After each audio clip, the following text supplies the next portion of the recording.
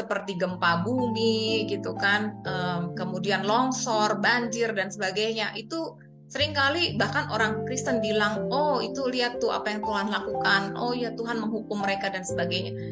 Dengan bencana alam seperti seolah-olah seperti itu gitu ya. Badai ini kan juga begitu. Nah, kenapa Yesus menghardik badai? Kalau badai ini dari Bapa, dari Allah Bapa, kalau Yesus menghardik artinya dia bertolak belakang dong dengan Bapa. Artinya dia melanggar apa yang keinginan Bapa, apa yang diizinkan oleh Bapa.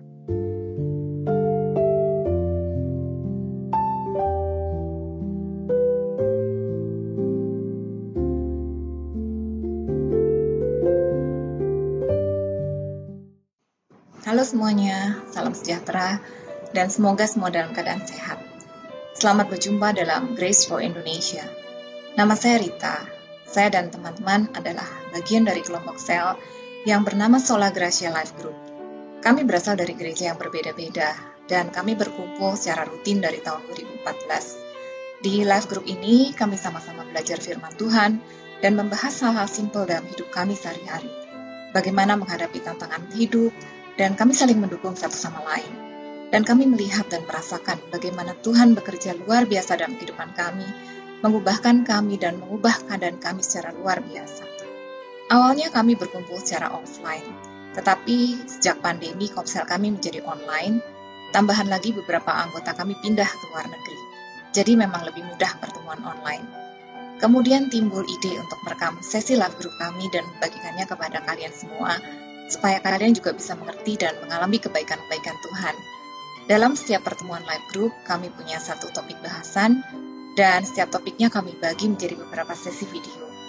Kalau kalian punya pertanyaan seputar topik yang kami bahas, atau ada topik menarik yang ingin kami bahas dalam pertemuan selanjutnya, ataupun kalian memiliki prayer request untuk didoakan, silakan masukkan dalam komen. Kami berharap apa yang kami sharingkan bisa memberikan semangat dan pengharapan, karena kita punya Tuhan yang luar biasa. Kalau video ini memberkati kalian, tolong di like, subscribe, dan di share, supaya menjadi berkat juga buat banyak orang. Terima kasih, Tuhan Yesus memberkati.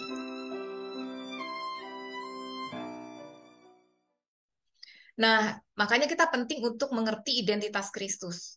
Di Kolose 1 ayat 15-16a dikatakan, ia, di sini Kristus ya, adalah gambar Allah yang tidak kelihatan, yang sulung, lebih utama dari segala yang diciptakan, karena di dalam Dia telah diciptakan segala sesuatu yang ada di sorga dan yang ada di bumi. Jadi Kristus itu adalah Allah, dan Dia adalah gambar dari Bapa itu sendiri.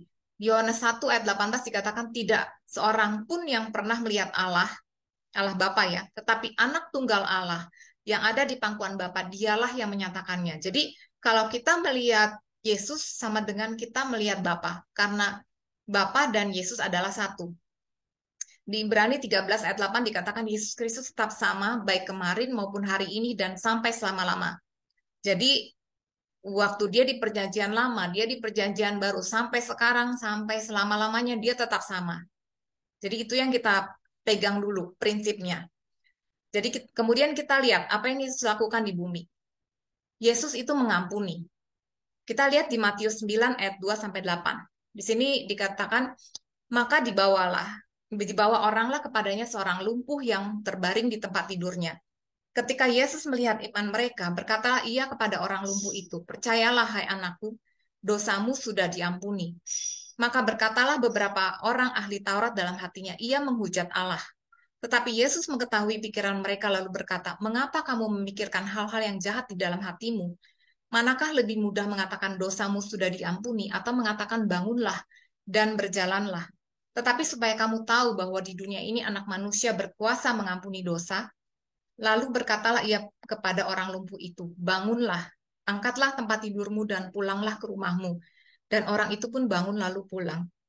Jadi di sini ceritanya mengenai ada orang yang lumpuh, kemudian dibawa sama 4 orang temannya, yang begitu mereka melihat itu tempat itu sudah penuh. Akhirnya mereka dari atap menurunkan temannya yang lumpuh ini, kemudian Yesus melihat gitu. Di sini dikatakan ketika Yesus melihat iman mereka, dia berkata kepada orang lumpuh itu. Jadi yang Yesus lihat imannya teman-temannya itu ya bahkan bukan iman yang sakit, karena dia ya sakit mungkin dia nggak bisa ngapa-ngapain ya terbaring gitu. Dia melihat iman dari teman-temannya itu dan dia berkata kepada yang lumpuh, percayalah hai anakku, dosamu sudah diampuni. Jadi begitu melihat, Yesus kan tahu itu dia orang lumpuh, tapi dia nggak mengatakan ketika Yesus melihat kemudian dia bilang, kamu sudah sembuh. Tidak, dia katakan dosamu sudah diampuni. Jadi di sini menarik gitu. Bahkan orang ahli Taurat juga bingung. Dia menghujat Allah. Kenapa dia bilang dosamu sudah diampuni gitu. Tapi Yesus bilang, mana yang lebih mudah? Dosamu sudah diampuni atau bangunlah? Dia bilang. Tapi dia katakan bahwa di dunia ini anak manusia berkuasa mengampuni dosa. Karena dia tahu dia akan mati dan dia akan mengampuni dosa. Jadi dia punya kuasa untuk mengampuni dosa. Setelah itu baru dibilang bangunlah, angkatlah tempat tidurmu dan pulanglah.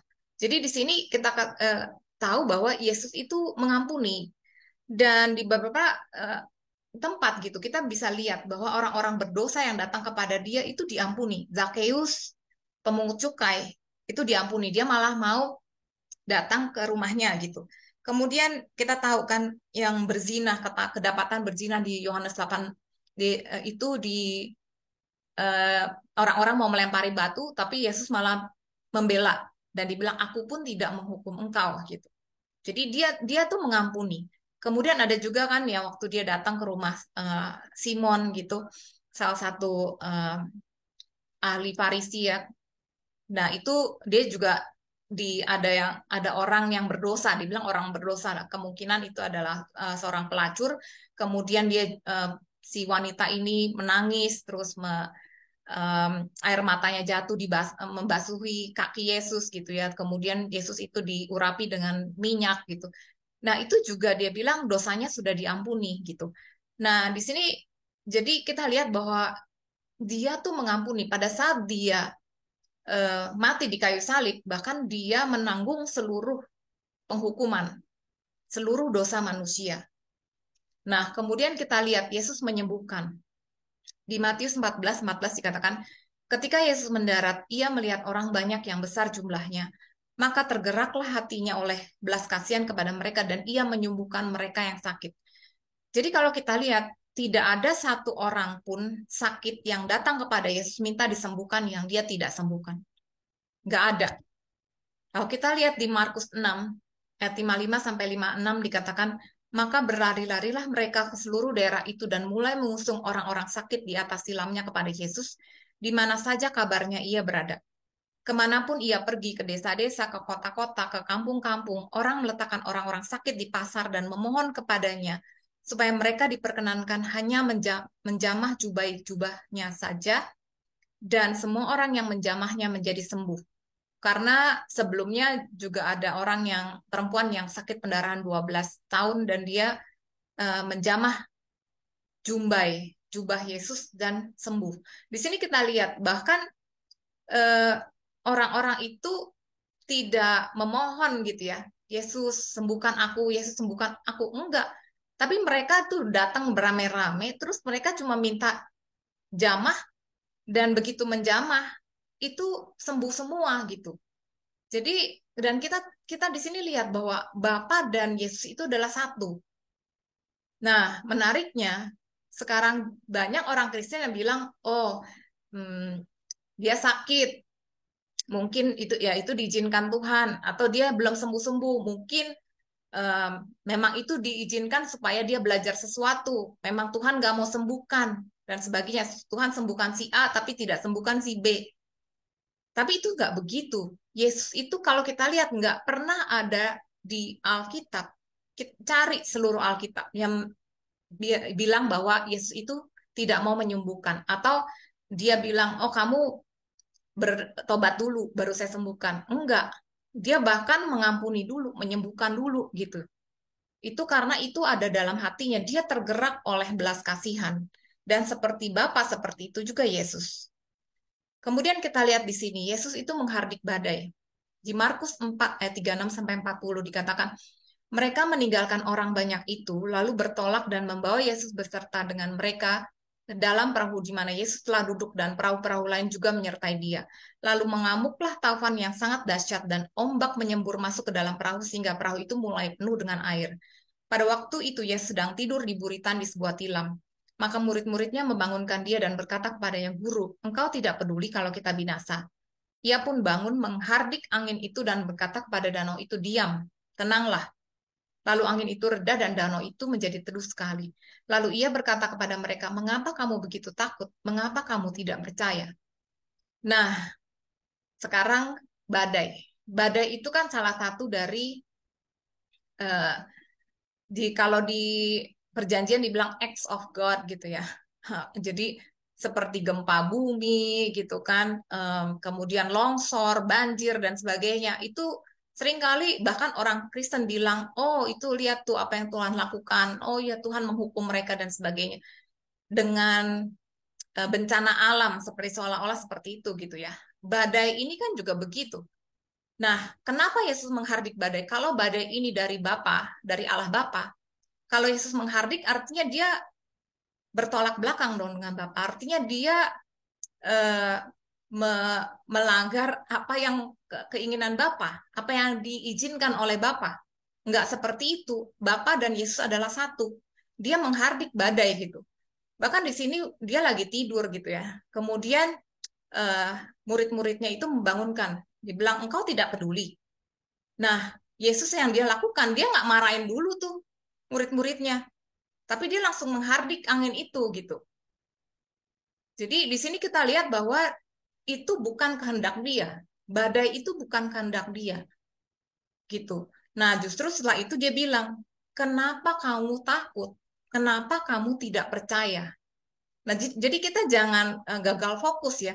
Kita pikir itu badainya dari Tuhan, terus ya artinya mau kita percaya atau nggak percaya, ya kalau memang sudah Tuhan izinkan, ya sudah terjadilah.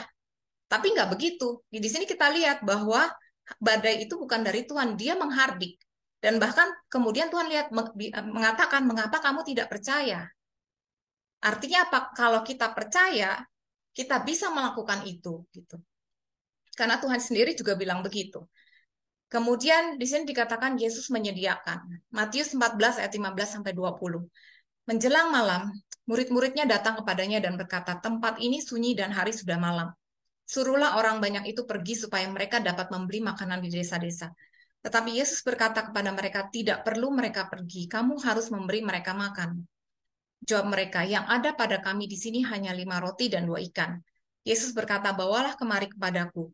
Lalu disuruhnyalah orang banyak itu duduk di rumput, dan setelah diambilnya 5 roti dan 2 ikan itu, Yesus menengadah ke langit dan mengucap berkat, lalu memecah-mecahkan roti itu dan memberikannya kepada murid-muridnya, lalu murid-muridnya membagi-bagikannya kepada orang banyak, dan mereka semuanya makan sampai kenyang. Dan kita tahu bahwa setelah kenyang, masih ada sisa 12 bakul makanan gitu ya. Jadi di sini kita lihat bahwa Yesus menyediakan. Dia dikatakan juga dia adalah gembala ya. Kita tidak pernah kekurangan. Jadi di Alkitab kan dibilang telah kulihat dari umur apa muda sampai tua bahwa ya anak-anak Tuhan tuh nggak ada yang meminta-minta roti gitu. Jadi Tuhan itu menyediakan. Kalau dibilang oh ya Tuhan mau kita miskin dan sebagainya, itu nggak benar sama sekali. Di sini aja dibilang bahwa dia tuh memberikan dan bahkan lebih lebih gitu 12 bakul. Untuk apa Tuhan Yesus tuh sampai kasih 12 bakul lebih gitu kan? Harusnya ya udah selesai ya selesai gitu. Tapi di sini dikatakan bahwa dia memang dia kan Allah eh, El Shaddai ya. Dia Allah yang lebih dari cukup, more than enough gitu. Bahkan dia memberikan lebih dari yang kita butuhkan gitu. Nah, di sini kita lihat bahwa Yohanes 3:17 Allah mengutus anaknya ke dalam dunia ini bukan untuk menghakimi dunia, melainkan untuk menyelamatkannya oleh dia. Jadi Allah mengutus Yesus itu bukan untuk menghakimi. Sekarang belum waktunya penghakiman. Tapi kita diselamatkan oleh Kristus. Dan kemudian di Roma 8 ayat 32 dikatakan, Ia yang tidak menyayangkan anaknya sendiri, tetapi yang menyerahkannya bagi kita semua. Bagaimana mungkin ia tidak mengaruniakan segala sesuatu kepada kita bersama-sama dengan dia? Jadi, Bapa sendiri sudah memberikan anaknya gitu. Bagaimana mungkin kalau misalnya kita minta kesembuhan atau em, penyediaan gitu ya, itu kita tidak, bagaimana mungkin dia tidak memberikan kepada kita gitu. Dia sudah memberikan yang terbaik. Di ayat 37 dikatakan, tetapi dalam semuanya itu kita lebih daripada orang-orang yang menang oleh Dia yang mengasihi kita. Jadi karena Dia mengasihi kita, Dia mau bahkan memberikan lebih daripada yang kita pikirkan atau bayangkan. Kemudian di 1 Yohanes 4 dikatakan di dalam kasih tidak ada ketakutan. Kasih yang sempurna melenyapkan ketakutan, sebab ketakutan mengandung hukuman dan barang siapa takut, ia tidak sempurna di dalam kasih. Kita mengasihi karena Allah lebih dulu mengasihi kita. Jadi kalau misalnya orang Kristen itu seringkali saya lihat ya banyak itu yang mungkin diberitakan ketakutan supaya apa? Supaya orang Kristen bertobat. Mungkin tujuannya seperti itu ya. Jadi dibilang ya Tuhan itu menghakimi, Tuhan itu mengizinkan sakit penyakit, Tuhan itu memberikan bencana alam. Mungkin tujuannya supaya orang takut, supaya bertobat gitu ya. Tapi di sini dibilang bahwa di dalam kasih itu tidak ada ketakutan. Allah itu adalah kasih. Justru kasih yang sempurna itu melenyapkan ketakutan. Karena ketakutan itu mengandung hukuman gitu. Jadi seperti seolah-olah dihukum gitu ya, dihukum dengan sakit penyakit, dihukum dengan bencana alam. Enggak begitu gitu. Di sini katakan barang siapa takut, ia tidak sempurna di dalam kasih. Ketika kita sempurna di dalam kasih, itu kita nggak ada ketakutan gitu. Kita mengasihi karena Allah lebih dulu mengasihi. Dan ketika Allah mengasihi kita, itu nggak ada satu hal pun yang buruk gitu. Bayangkan bahwa kita mengasihi orang, tapi kita mengizinkan sakit penyakit, kita mengizinkan bencana alam. Itu bahkan nggak masuk logika gitu ya. Jadi dia mengasihi, Allah itu adalah kasih. Bapa sama dengan anak gitu ya. Dari dulu sekarang sampai selama-lamanya. Dan di sini juga dikatakan di 1 Korintus 6 ayat 17, tetapi siapa yang mengikatkan dirinya pada Tuhan, ia menjadi satu roh dengan dia gitu. Jadi kita bukan lagi apa yang orang katakan, apapun masa lalu kita gitu, apapun orang katakan gitu mengenai kita gitu. Ketika kita bersatu dengan Allah, ketika kita terima Tuhan Yesus, kita adalah menjadi satu roh. Kita sama dengan Dia. Kita adalah anaknya gitu. Kita adalah orang yang dikasihi Dia. Gitu.